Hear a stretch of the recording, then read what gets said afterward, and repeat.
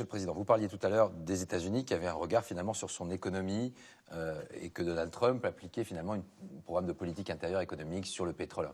En France, nous on a quoi? C'est quoi notre atout? C'est le nucléaire? C'est ça le nucléaire? L'avenir de la France, c'est le nucléaire?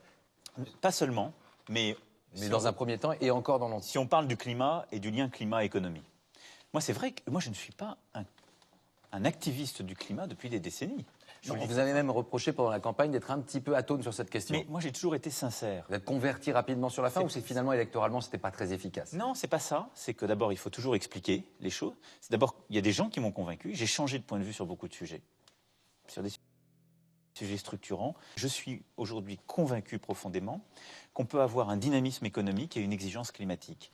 Si on regarde aujourd'hui le sujet du réchauffement, quelle est la manière de lutter contre le réchauffement climatique? C'est lutter contre le CO2 qu'on émet, ou l'utilisation donc de matières fossiles. Vous nous dites que le nucléaire, ça ne renvoie pas de CO2, ça non, au moins c'est propre. Exactement. Je dis donc, dans notre production aujourd'hui d'électricité, d'énergie en France, quel est le problème?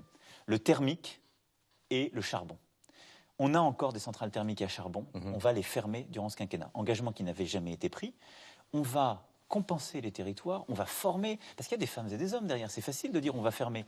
Et moi j'ai toujours aussi ça présent à l'esprit. Donc on se prépare à sortir, à rentrer dans une nouvelle ère. Dans mon quinquennat, j'en rendrai compte, je ne dis pas que c'est des fermetures que feront mes successeurs. Mais au terme de votre quinquennat, elles seront fermées. Les centrales, lesquelles? Elles seront fermées. Toutes les centrales thermiques et à charbon qui existent en France. Lesquelles? Attendez, j'y viens. Donc celles-là, elles seront toutes fermées parce que c'est ça qui est mauvais pour l'émission. Ensuite, le nucléaire n'est pas mauvais pour les émissions de CO2. C'est même la manière aujourd'hui, avec les renouvelables, la plus décarbonée, comme on dit, de faire de l'électricité. Mais ça fait peur. Mais ça fait peur. Mais c'est autre chose. Une usine à charbon qui explose, c'est pas la même chose qu'une centrale nucléaire. D'abord, les centrales nucléaires en France, vous n'en avez jamais qui ont explosé. On est à la pointe. Il y a le sujet des déchets du cycle. Je ne suis pas du tout un idolâtre du sujet nucléaire. Il y a un sujet de coût complet, du retraitement, c'est des cycles longs. Mais je pense qu'il faut choisir ses batailles. Ma priorité, en France, à l'Europe, à l'international, c'est les émissions de CO2 et le réchauffement. Dans ce contexte-là, ma priorité, c'est fermer les usines, les centrales dont je vous ai parlé. Si je ferme demain une centrale nucléaire en plus, c'est pas vrai que je peux la remplacer par du renouvelable. Pourquoi? Parce qu'une centrale nucléaire, elle vous fournit de l'électricité de manière continue toute l'année. Le renouvelable, c'est une énergie intermittente. Donc attention, il faudra du temps. Qu'ont fait les Allemands quand ils ont d'un seul coup fermé tout le nucléaire? Ils ont développé beaucoup plus de renouvelables que nous. On a du retard. Mais ils ont massivement rouvert du thermique et du charbon. Et ils ont dégradé leur bilan CO2, ça n'a pas été bon pour la planète. Donc je ne ferai pas ça, je tiens ce premier engagement. Sur le nucléaire, qu'est-ce que je ferai? Je vais vous le dire. Nous allons attendre la décision que va prendre l'autorité de sûreté nucléaire. Parce que comme vous le dites, le problème du nucléaire, il est double. On a trop d'énergie électrique fournie par le nucléaire, ça crée une dépendance à une seule source d'énergie. C'est presque un peu moins de 75%. Et la deuxième chose, c'est les éléments de sûreté. Donc on a une autorité indépendante qui s'appelle l'autorité de sûreté nucléaire, qui rend des avis. Elle va rendre un avis d'ici 18 mois où elle va dire, réacteur par réacteur, ce qui est sûr, ce qui l'est moins, ce qu'on peut prolonger au-delà de 40 ans, ce qu'on doit arrêter. Et en fonction de ça, on prendra les décisions de fermeture. C'est comme ça qu'on va faire, c'est tout simple. Et donc ce sera rationnel. Et donc, pour faire face à cela, on devra fermer certaines centrales. Peut-être qu'il faudra d'ailleurs moderniser certaines autres. Et en parallèle de cela, ce sur quoi nous sommes aujourd'hui en retard, c'est le renouvelable. Et donc c'est pour ça que ce que je veux faire, c'est qu'on développe beaucoup plus vite le renouvelable. Et là aussi, c'est une très bonne façon de réconcilier nos objectifs écologiques et nos objectifs économiques. Je vais revenir sur le renouvelable dont je vous parlais. La France, si elle est en retard sur un point, c'est le renouvelable. Et donc là, on va accélérer massivement. En faisant quoi? En mettant encore plus d'investissements. Ça fait partie des engagements. On va orienter beaucoup de nos financements internes, banques, assurances, caisses des dépôts, fonds privés, sur le renouvelable. 2, on va accélérer les appels d'offres que l'État fait. On fait des appels d'offres pourquoi? Parce que quand vous créez ou une centrale solaire ou de l'éolien, on vous garantit des tarifs pendant plusieurs années, c'est l'État qui paye. Et 3, on va simplifier et accélérer les procédures. Imaginez les grands projets éoliens décidés par Nicolas Sarkozy. Si j'ai de la chance, c'est moi qui les inaugurerai. C'est fou. Ces délais ne sont plus à la mesure de l'époque. Donc, on va accélérer tout ça. Le ministre Hulot a déjà proposé des mesures pour l'éolien, pour aller beaucoup plus vite. Et moi, je veux qu'on le développe. Là, je vous disais qu'on réconcilie encore les choses, parce que ça crée des emplois, ça crée de l'activité, ça crée des nouvelles industries. Et puis, je veux qu'on puisse le faire aussi pour les méthaniseurs, pour la biomasse, c'est-à-dire pour les projets très concrets qu'ont nos agriculteurs. On parle souvent d'agriculture en l'opposant à l'écologie. C'est faux. L'agriculture d'aujourd'hui, elle doit permettre de produire, d'avoir des revenus dignes pour nos agriculteurs, aussi par l'écologie. Aujourd'hui, un éleveur allemand, il gagne plus d'argent par l'énergie qu'il produit, en récupérant les déchets, certaines matières, par la méthanisation. Il gagne plus d'argent par la méthanisation que par la vente de sa viande.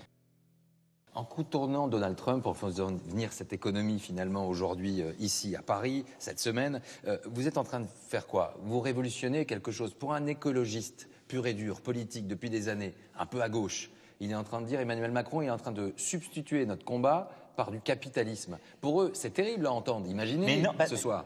Non, juste d'abord, il y aura toujours besoin, vous avez raison de le prendre comme ça, il y aura toujours besoin d'activistes et de gens pour dire on ne fait pas assez. Ce qui est vrai, c'est que ce qu'on est en train de faire, c'est un peu du judo, mais c'est d'aller mettre la finance au chevet du climat. Et c'est de dire, vous pensiez que la finance devait rester toujours de son côté. Il y a un chemin à faire pour un certain nombre d'écologistes historiques de se dire que finalement c'est la finance qui va venir régénérer peut-être les espoirs de notre planète. Mais parce qu'il y a de l'argent.